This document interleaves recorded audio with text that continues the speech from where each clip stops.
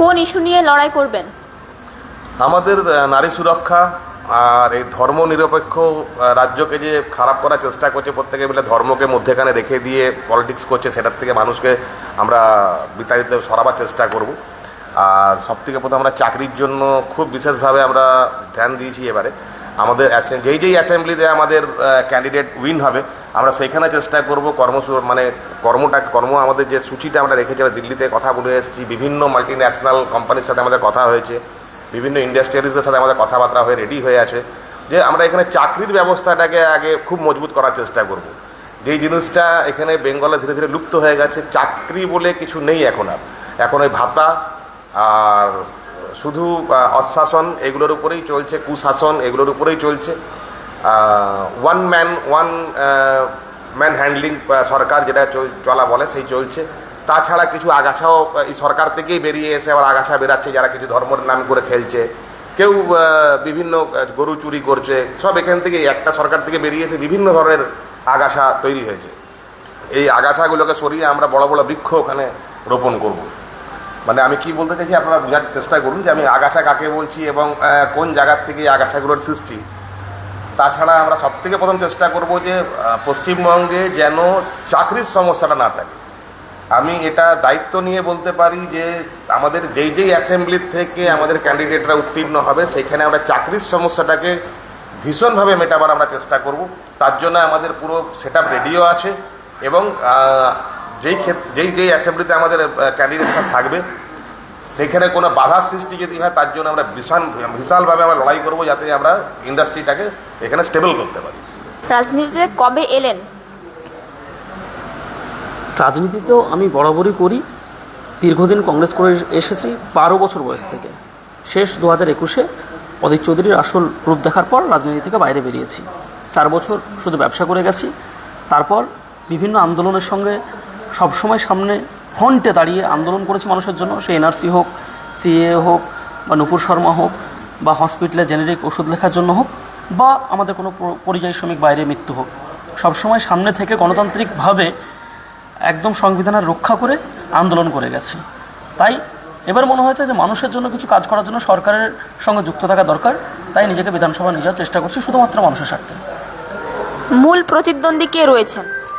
দেখুন, ব্যক্তিগতভাবে কোনো মূল প্রতিদ্বন্দ্বী হয় না, আমার ব্যক্তিগত কোনো মূল প্রতিদ্বন্দ্বী নেই। কিন্তু আমার প্রতিদ্বন্দ্বী তারা যারা ধর্মের ওপর ভিত করে রাজনীতি করে। যেমন এতদিন আমার মূল প্রতিদ্বন্দ্বী ছিল বিজেপি, কারণ তারা ধর্মের ওপর ভিত করে চলতো, শুধু হিন্দু মুসলিম, মন্দির মসজিদ, ভারত পাকিস্তান। আর এখন বর্তমান আমাদের এখানেও একটা এরকম হুমায়ুন কবির জন্ম নিয়েছে, যিনি একটা মসজিদের উপরে দাঁড়িয়ে ভিত করে রাজনীতি করছে। তো দুজনেই সেম, আলাদা কিছু না। স্টেজে দাঁড়িয়ে নারায়ণ তাকবীর বলা আর স্টেজে দাঁড়িয়ে জয় শ্রীরাম বলা দুটোই এক, এটার মধ্যে কোনো পার্থক্য নেই। জয়ীর প্রতি কতটা আশাবাদী? সেটা তো মানুষ ডিসাইড করবে, এটা তো আমি ডিসাইড করতে পারি না। আমি তো তৃণমূল বা কংগ্রেস বা জেপির মতন বলতে পারি না যে 70,000 ভোটে লিড দিয়ে দিচ্ছি। 7টা ভোটও পেতে পারি, মানুষ যদি চাই 70,000 ভোটও পেতে পারি। এটা মানুষের রায়। একটা জিনিস, যিনি এত কিছু করবেন বলে যাচ্ছেন, তিনাদেরকে প্রশ্ন করবেন এতদিন এমএলএ থেকে নিজস্ব কনস্টিটিউয়েন্সিতে কতটুকু কাজ করেছে, কটা শিক্ষার জন্য নতুন স্কুল বা প্রাথমিক বিদ্যালয় উদ্বোধন করেছে, কটা রাস্তাঘাট করেছে, মানুষের জন্য কতবার রাস্তায় বেরিয়েছে। এই প্রশ্নগুলোকে তাদেরকে করবেন। আমরা তো নতুন এসেছি, আমরা কী করবো আগামী 5 বছর পর প্রশ্ন হবে। তবে এটুকু বলে দিচ্ছি, হেরে গেলেও মানুষ আমাদেরকে ডাকলে যেভাবে ডাকে সেভাবেই পাবে। ভোট নিয়ে জনসাধারণ মানুষদের কি বার্তা দেবেন? মানুষকে একটা বার্তাই দেবো, দেখুন, সবসময় এটা ভাববেন না যে এরা নতুন এসছে, এরা কি রাজনীতি করবে, এরা বাচ্চা ছেলে, এটা ভাববেন না। কারণ এই বাচ্চা ছেলেটা যদি আপনাদের জন্য বিধানসভায় আপনাদের কথা তুলতে পারে, তবে অবশ্যই একটা কথাই বলবো, নিজেরা চায়ের দোকানে মারামারি করবেন না। আমরা নেতারা সবকটাই 3 স্টার বা 1 স্টার হোটেলে আমরা একসাথে বসি, সব নেতারাই। তাই চায়ের দোকানে মারামারি করবেন না নিজেদের মধ্যে।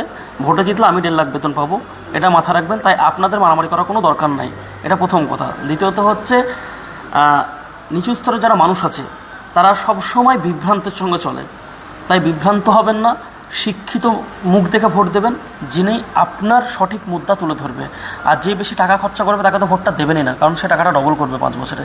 যে সব থেকে কম খরচা করবে ভোটটা তাকেই দেবেন, কারণ তার কিছু হারানোর নেই আর সে কিছু পাওয়ার প্রত্যাশা নিয়ে আসেনি। জয়ী হবার পর কি কি পরিকল্পনা রয়েছে? প্রথমত হচ্ছে মানুষের প্রতিটা, আমার কনস্টিটিউয়েন্সি না, পশ্চিমবঙ্গের যে কনস্টিটিউয়েন্সিতে হোক যেটা মানুষের এজেন্ডা প্রয়োজন সেটা নিয়ে বিধানসভায় কথা তুলব। মানুষকে স্বাস্থ্য ব্যবস্থা যেমন আজকের দিনে প্রাথমিক মানে হসপিটালগুলোতে গেলেই সঙ্গে সঙ্গে বহরমপুর, যেমন আমাদের বহরমপুর রেফার, সেখানে 60খানা বেড 600 পেশেন্ট। প্রথমত এগুলো দেখব। প্রথম হচ্ছে স্বাস্থ্য, শিক্ষা, কর্ম, মানুষের সিকিউরিটি, যাতে বিদেশে গিয়ে সে ঠিকঠাক থাকতে পারে, ঠিকঠাক নিজের শ্রম করতে পারে। দেশ তো একটাই, কেন আমরা সব জায়গায় গিয়ে নাগরিক হিসাবে সঠিক সম্মান পাই, নিজের কর্ম করে খেতে পারি, এবং জিনিসের মূল্যবৃদ্ধি, তাছাড়াও কর্মসংস্থান, স্বাস্থ্য, এগুলোর প্রতি আমি বেশি ধ্যান দেবো। এটাই আমার মুদ্রা, আর কিছুই না।